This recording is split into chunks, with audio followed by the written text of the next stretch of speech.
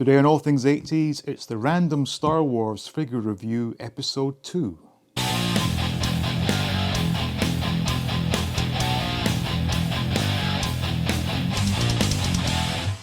Welcome back to All Things 80s and continuing the series of doing random vintage Star Wars figure reviews.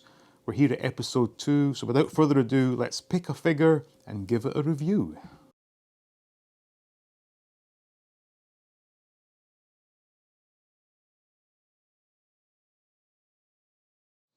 And so, 63 is of course Han Solo in his Hoth outfit, or depending on the card back, Hoth battle gear. Now, the first thing to point out about this figure is the fact that Kenner got his colour of his coat wrong. On certain angles in the movie it does look blue, but in actual fact his coat was in fact brown. And given my sort of aversion to the colour brown, I prefer the fact that they used blue for the figure.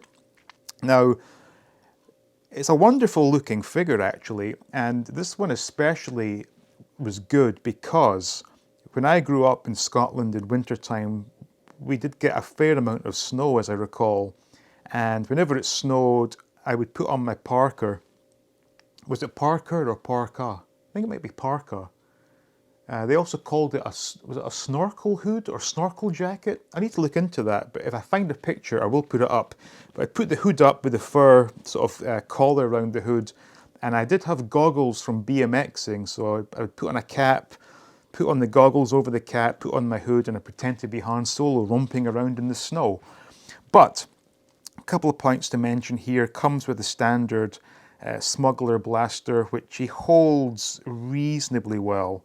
And again, as with the other Han Solo figure, it does come with the arm in a sort of shooting position, which is quite unique to the Han Solo figure, I think, although possibly Greedo springs to mind. But anyhow, great looking figure, and obviously a couple of variants, one being the molded legs, whereby the legs are cast in the beige color plastic, and the hips are painted blue, whereas in this instance the legs are entirely cast in blue and the lower part is painted beige.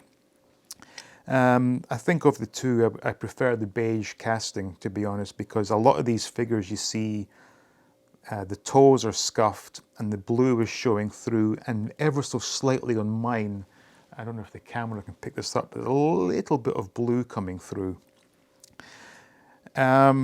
Really not a lot to say, it's just a really nice looking figure and one that a lot of kids really enjoyed having in their collection. Now, in terms of the card back, it obviously came out during the Empire Strikes Back run and was continued into Return of the Jedi. And on both card backs, they used the same image. Now, although this figure never was released on Power of the Force card backs, there was a proof made with the intention to release this figure in Power of the Force, and they also used that same image, which is a pretty, classic, iconic image.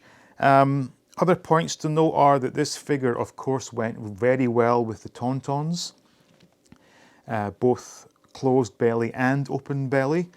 So I had the open belly Tauntaun as a child, and I would sort of alternate between Han and Luke riding the Tauntaun. But yeah, I think this is one of the better figures that Kenner gave us. Was very happy with it then, just as I'm extremely happy with it now. So this was a quick look at the Han Solo Hoth outfit, or Hoth battle gear, whatever you want to call him, classic figure from Kenner. So that was a look at the Han Solo in his Hoth outfit figure.